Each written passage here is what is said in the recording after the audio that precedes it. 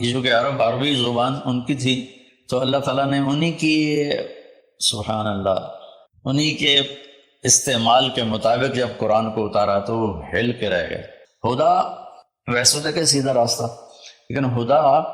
اس چٹان کو کہتے ہیں جو سمندر میں ابھری ہوئی ہو، پانی سے باہر نکلی ہوئی۔ سمندر کے اندر بے شمار پہاڑ ہیں جو ہمارے زمینی پہاڑوں سے زیادہ ہیں، تو کہیں کہیں وہ اوپر نکل آتے ہیں، اور ان پر جب سورج کی چمک پڑتی ہے تو وہ چوٹیاں روشن ہو جاتی ہیں۔ اس روشن چوٹی کو عرب جب سفر کرتے تھے یا دوسرے بھی جب بحری سفر کرتے تھے تو ان کو نشانی بناتے تھے کہ یہ پہاڑ کی چوٹی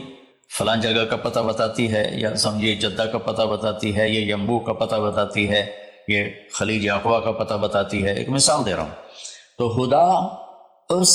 پہاڑ کی چوٹی کو کہتے ہیں جس کو دیکھ کر بحری جہاز اپنی سمت اور راستے کو صحیح کرتے تھے اور منزل تک پہنچتے تھے۔ تو اللہ نے اس کتاب کو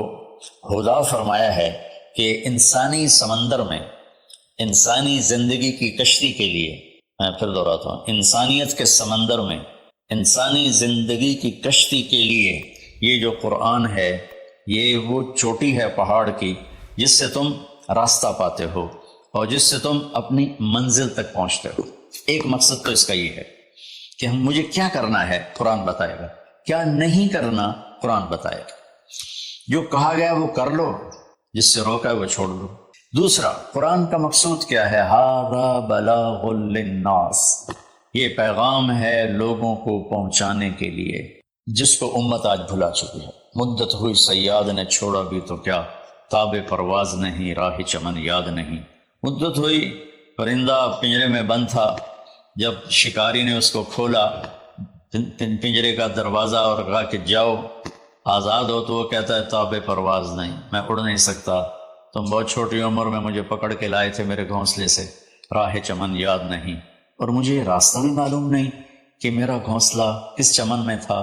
کس درخت پہ تھا، کس شاخ پہ تھا، میں کچھ نہیں کر سکتا۔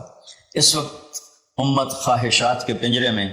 اس طرح بند ہوئی ہے کہ راہ چمن یاد نہیں، تاب پرواز نہیں، راہ چمن یاد نہیں، کہ اللہ تعالیٰ نے ہمیں یہ سورہ ابراہیم کے آخر میں ھذا بلاغ للناس، یہ لہجہ ہے قرآن کا یہاں، ھذا بلاغ للناس، یہ پیغام ہے لوگوں کو پہنچانے کے لیے، وَلِيُنذَرُوا بِهِ، تاکہ انہیں خبردار کیا جا سکے، وَلِيَعْلَمُوا، تاکہ وہ جان لیں، انما هو الہ واحد وَلِيَذَّكَّرَ أُولُو الْأَلْبَابِ، کہ ایک ہی اللہ ہے، ایک ہی معبود ہے، ایک ہی الہ ہے، ایک ہی مدد کے قابل، ایک ہی پکارے جانے کے قابل، ایک ہی ہے جس کو پکارنا بھی ہے، بلانا بھی ہے، مانگنا بھی ہے، جھولی بھی پھیلانی ہے۔ یہ اس کا دوسرا مقصد ہے۔ اس امت کو ایسا نبی ملا جس کے بعد کوئی نبی نہیں آئے گا، کوئی نبی نہیں آئے گا۔ نبی اللہ بھیجتا ہے، خود بخود کو انسان نبوت کا دعویٰ کرے تو اس سے وہ نبی نہیں بنتا ہے، تو نبی اللہ بھیجتا ہے اور اللہ پسند کرتا ہے۔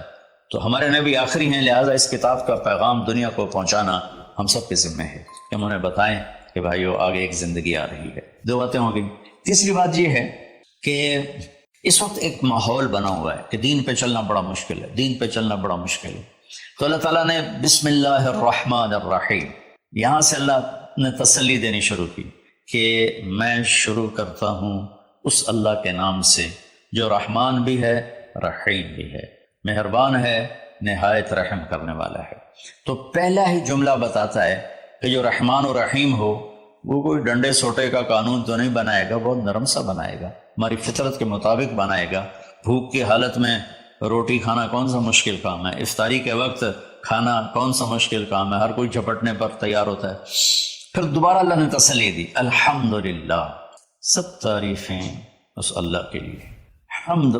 اور مدح، یہ قرآن کے دو لفظ ہیں۔ حمد ہے وہ تعریف جس کے وہ لائق ہے، اور مدح میں خوش آمد ہے۔ آپ نے فرمایا یا معاذ ایاک والتمادح فإنہ الذبح، معاذ خوش آمد کرنے سے بچنا یہ ذبح کر دینے والی چیز ہے۔ تو اللہ تعالیٰ نے کہا سب تعریفیں تیرے اللہ کی، اور اللہ کے صفاتی نام 99 ترمذی شریف میں ہیں، لیکن وہ 99 نام صرف نہیں ہے، بلکہ جیسے اللہ اپنی ذات میں لا محدود ہے تو اس کی نام بھی لامحدود ہیں، لیکن ذاتی نام جو ہے وہ اللہ ہے، اللہ۔ میرے بر صغیر میں خدا بولا جاتا ہے عام طور پہ، اہل علم بھی یہی بولتے ہیں، عام لوگ بھی یہی بولتے ہیں، میرا اس سے کوئی اختلاف نہیں ہے کہ یہ نہیں بولنا چاہیے۔ خدا فارسی کا لفظ ہے، پتہ نہیں کس نے یہ لفظ بنایا، خدا، وہ جسے کسی نے نہ بنایا ہو اسے خدا کہتے ہیں، لیکن اللہ نے اپنا نام بتایا کہ میرا نام اللہ ہے۔ قرآن کی سب سے عظیم آیت جس کو آیت الکرسی کہتے ہیں، یہ قرآن کی اعظم آیت فی القرآن ہے۔ قرآن کی سب سے لمبی آیت نہیں، سب سے عظیم، سب سے زبردست آیت ہے آیت الکرسی، اور اس کو اعظم آیت اس لیے کہا جاتا ہے اس میں صرف اللہ ہے۔ اللہ کون ہے، اللہ کیسا ہے، اس کے علاوہ اس میں کوئی اور شے ہے ہی نہیں، اور اس میں اللہ کا نام کوئی 19 دفعہ ریپیٹ ہوا ہے، یہ چھوٹی سی آیت میں 19 دفعہ اللہ کا نام ریپیٹ ہوا ہے۔ تو سب سے لمبی اطول آیا، قرآن کی سب سے لمبی آیت ہے اذا تداینتم بدین الی اجل مسمی فاکتبوہ، آپس کے لین دین اور آپس کے جو معاملات ہیں اس کو اللہ کہتا ہے لکھو۔ نہ لکھنے کی وجہ سے کتنے بگاڑ آئے ہوئے، لوگ ٹیکس سے بچنے کے لیے لکھتے لکھاتے نہیں، پھر ویسے ان کے مال ڈوب جاتے ہیں۔ اور ہمارے فیصل آباد کی سوتر منڈی میں روز کوئی پارٹی بیٹھی ہوتی ہے کہ لکھت پڑھت کوئی نہیں، صرف پرچیاں چلتی ہیں، تو اس پر پھر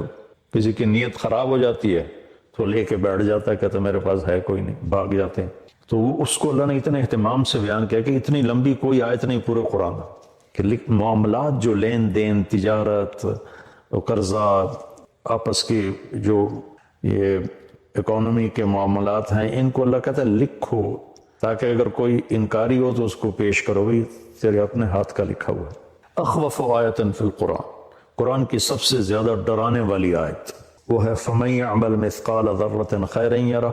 وَمَن يَعْمَلْ مِثْقَالَ ذَرَّةٍ شَرًّا يَرَهُ۔ ایک رائی کے برابر اچھا کرو گے تو صلہ پاؤ گے، ایک رائی کے برابر برائی کرو گے تو صلہ پاؤ گے۔ یہ قرآن کی سب سے خوفناک ڈرانے والی آیت، اور اس کے بالمقابل ارجع آیت فی القرآن، قرآن کی سب سے زیادہ امید دلانے والی آیت، یا عبادی الذین اسرفوا علی انفسہم لا تقنطوا من رحمت اللہ ان اللہ یغفر الذنوب جميعا، کہ اے میرے نافرمان بندو جنہوں نے اپنے نفسوں پہ ظلم کیا، اللہ کی رحمت سے مایوس نہ ہو، تم توبہ کرو میں ساری معاف کر دوں، توبہ شرط ہے کہ ساری معاف کر دوں۔ اور اللہ اپنی رحمت کو ایک حدیث میں اللہ کے نبی نے بتایا، اللہ یوں بیان فرماتے ہیں ابن آدم لو بلغت ذنوبک عنان السماء ثم استغفرتنی غفرت لک ولا ابالی، میرے بندے اگر تو اتنے گناہ کر کے زمین سے اٹھا کے آسمان کی چھت کو لگا دے، پھر صرف ایک دفعہ کہہ دے یا اللہ میری توبہ تو میں ساری معاف کر دوں گا، ولا ابالی، اور مجھے کوئی پرواہ نہیں ہوگی۔ اور یہ قرآن کی سب سے امید والی آیت ہے، اور قرآن کی سب سے زیادہ